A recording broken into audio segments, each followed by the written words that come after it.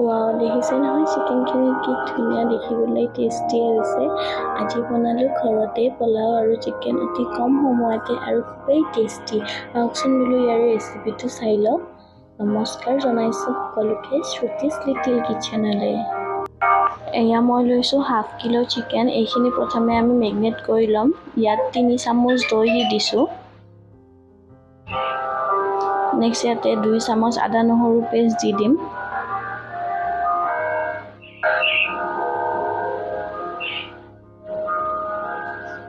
ইয়াতে এতিয়া মই দি দিম এচামুচ জিৰা গুড়ি এচামুচ ধনিয়া গুড়ি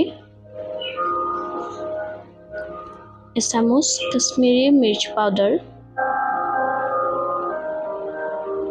নিমখ আৰু অকণমান হালধি গুড়ি এইখিনি এতিয়া আমি ভালদৰে মিহলাই ল'ম ধুনীয়াকৈ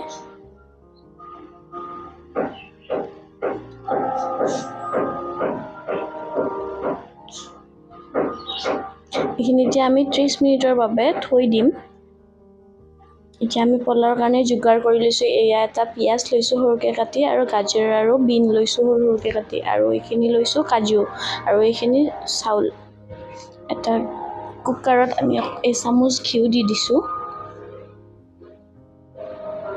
নেক্সট ইয়াতে দি দিছোঁ কাজুখিনি এতিয়া আমি ধুনীয়াকৈ ফ্ৰাই কৰি ল'ম এয়া দেখিছে কাজুখিনি 2 মিনিট পিছতে খুব ধুনীয়াকৈ ফ্ৰাই হৈ গৈছে ইয়াতে এতিয়া আমি পিয়াজখিনি দি দিম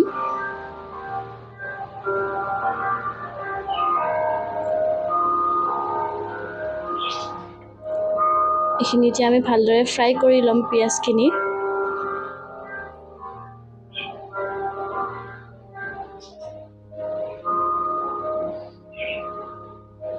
পিয়াজখিনি ফ্ৰাই হৈ যোৱাৰ লগে লগে আমি কাটি ৰখা বিন আৰু গাজৰখিনি দি দিম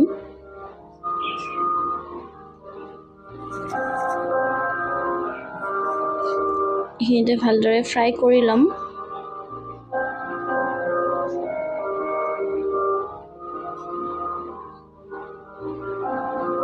এইখিনি আমি 2 পৰা 3 মিনিট এইদৰে ভালদৰে ফ্ৰাই কৰি লৈছোঁ আৰু ইয়াতে এতিয়া এড কৰি দিম চাউলখিনি আপুনি নিজৰ জোখতে লৈ ল'ব যেইজন মানুহ সেইজনৰ হিচাপতে আৰু এইখিনিত আমি ভালদৰে সাৱধানেৰে লৰাই দিম যাতে চাউলখিনি ভাঙি নাযায় যদি চাউলখিনি ভাঙি যায় পোলাওৰ তেতিয়াহ'লে পোলাওটো ভাল নহ'ব এইখিনি সাৱধানে লৰাই দিছোঁ এইখিনিত আমি 1 মিনিটমান ধুনীয়াকৈ ফ্ৰাই কৰাৰ পিছত ইয়াতে পানী দি দিম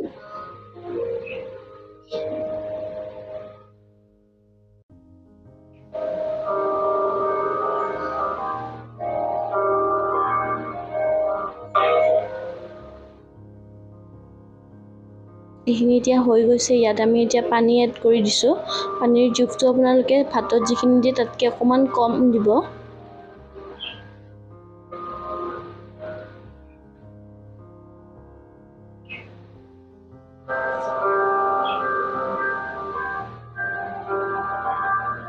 ইয়াতে আমি কাজুখিনি ফ্ৰাই কৰি ৰখা দি দিছোঁ এতিয়া আমি ঢাকনিখন লগাই কিনে চিটি আহিবৰ বাবে থৈ দিম ইয়াতে এটা লম্বাকৈ চিটি গৈছে ইয়াতে মই গেছটো অফ কৰি দিছোঁ আমি চিকেন বনাবৰ বাবে 3টা ডাঙৰ সাইজৰ পিয়াজ কাটি লৈছোঁ আলু এটা লৈছোঁ বিলাহী এটা লৈছোঁ সৰুকৈ কাটি আৰু এইখিনি জলকীয়া লৈছোঁ আৰু ইয়াত মই ব্যৱহাৰ কৰিম নৰসিংহৰ পাত এতিয়া মই কেৰাহীত তেল দি দিছোঁ তেলখিনি গৰম হোৱাৰ লগে লগে ইয়াত মই আলুখিনি ফ্ৰাই কৰি ল'ম প্ৰথমে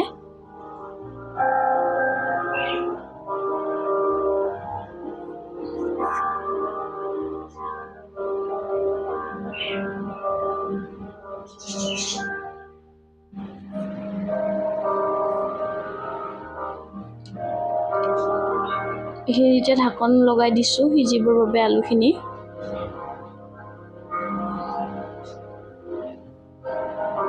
ইয়াত দেখিছে খুব ধুনীয়াকৈ ৰঙচুৱা ৰং আহিছে আলুখিনিত এইখিনি এবাৰ উলটাই দিছোঁ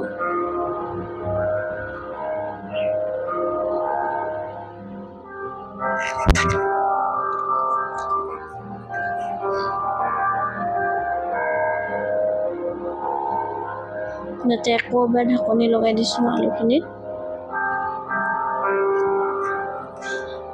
খিনি এতিয়া হৈ গৈছে ধুনীয়াকৈ ফ্ৰাই। খিনি যে আমি উঠাই লৈছোঁ তেলৰ পৰা ধুনীয়াকৈ। ইয়াতে আমি এতিয়া দি দিছোঁ গোটা জিৰা এচামুচ, অকণমান ডালচেনি দি দিছোঁ, এয়া দিছোঁ শুকান জলকীয়া 3টা, এয়া ইলাইচি 3টা আৰু শেষত তেজপাত 2 খিলা।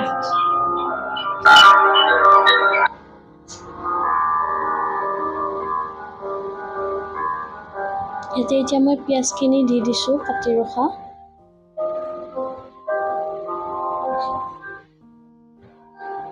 এইখিনি এতিয়া ভালদৰে লৰাই দিছোঁ।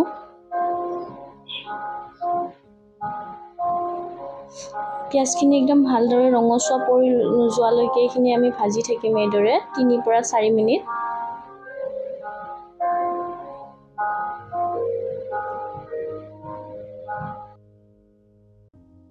এইখিনি এতিয়া হৈ গ'ল। ইয়াতে আমি বিলাহী দি দিছোঁ, জলকীয়া দি দিছোঁ কাটি ৰখা। এইখিনি এবাৰ ভালদৰে মিহলাই দিছোঁ। ইয়াতে আমি দি দিছোঁ নিমখ আৰু বিলাহীখিনি আমি ভালদৰে সিজাই লৈছোঁ, ধুনীয়াকৈ ফ্ৰাই কৰি 3-4 মিনিট। ইয়াতে আমি মেৰিনেট কৰি ৰখা চিকেনখিনি দি দিলোঁ। এইখিনি এতিয়া ভালদৰে মিক্স কৰি ল'ম, পিঁয়াজ, বিলাহী আৰু মাংসখিনি।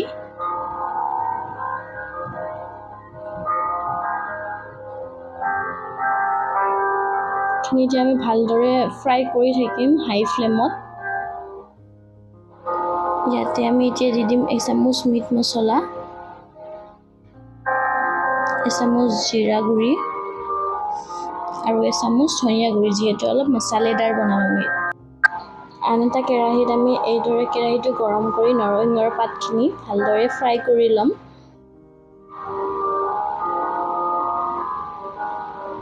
এইখিনি আমি এতিয়া ভালদৰে ফ্ৰাই কৰি একেবাৰে গুড়া কৰি ল'ম। এয়া দেখিছে ধুনীয়াকৈ ৰঙা পৰি গৈছে পাতখিনি। এইখিনি আমি এতিয়া ভালদৰে ভাঙি দিছোঁ পাতখিনি। এইখিনি ৰেডি হৈ গ'ল নৰসিংহৰ পাতখিনি।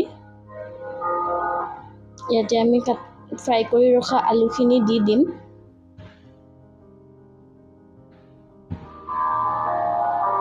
আৰু এইখিনি আমি 15 পৰা 20 মিনিট ভালদৰে মাংসখিনি ফ্ৰাই কৰি ল'ম। ইয়াতে আমি ঢাকনি লগাই দিছিলোঁ, ঢাকনিখন গুচাই দিছোঁ।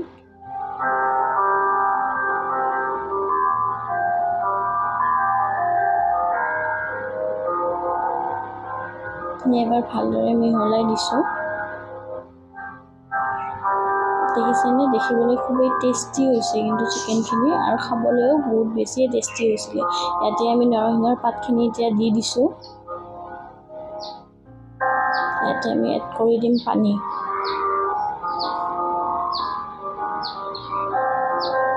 এতিয়া চিকেনখিনি অলমষ্ট হৈয়ে গ'ল। ভালদৰে সিজিবৰ কাৰণে চিকেনখিনি আমি ঢাকনি লগাই দিছোঁ। এয়া দেখিছে চিকেনখিনি হৈ গৈছে। আৰু এইখিনি ভালদৰে এইদৰে লাৰি দিছোঁ।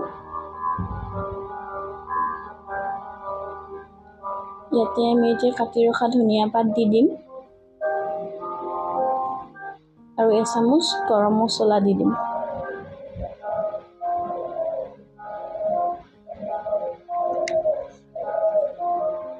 ইয়াত দেখিছে খুবেই কম সময়ত আৰু খুবেই টেষ্টি হৈছিলে খাবলৈ চিকেনখিনি। আপোনালোকেও এইদৰে নৰসিংহৰ পাত এড কৰি চিকেনখিনি বনাই খাই চাবচোন।